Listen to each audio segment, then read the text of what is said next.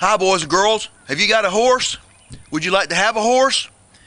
Have you ever seen a horse? Well, I know you've seen a horse. Did you know there's different kinds of horses? There's thoroughbred horses, and there are Mustangs, and there's Pintos, and oh my goodness, look at here. I got a book. It says Pinto Horses. It's by Janet L. Grammy. You know what? In this book, it tells you all about Pinto horses. Now, Pinto horses were brought over. Did you know that it's going to tell you in here that the Pinto horse 50 million years ago was only 12 inches tall. You have a ruler, a 12-inch ruler. Their ancestors 50 million years ago were only 12 inches tall. Well, anyway, over time they've gotten bigger, obviously. And the Spanish about 500 years ago brought the Pinto horse over to Mexico. And Pinto horses get their name because they're not one solid color. Now, this horse is white and has some brown on it. It's got brown.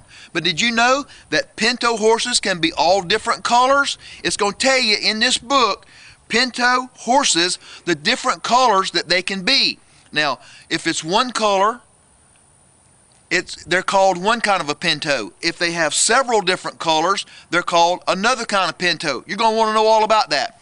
Did you know that horses, they size horses by how many hands tall a horse is? Now, horses are very tall, right?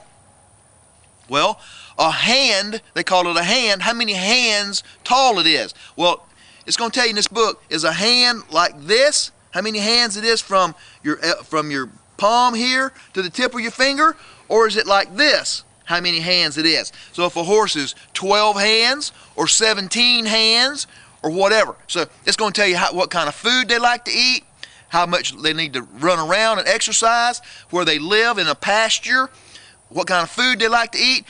How long does it take a mama Pinto to have her baby?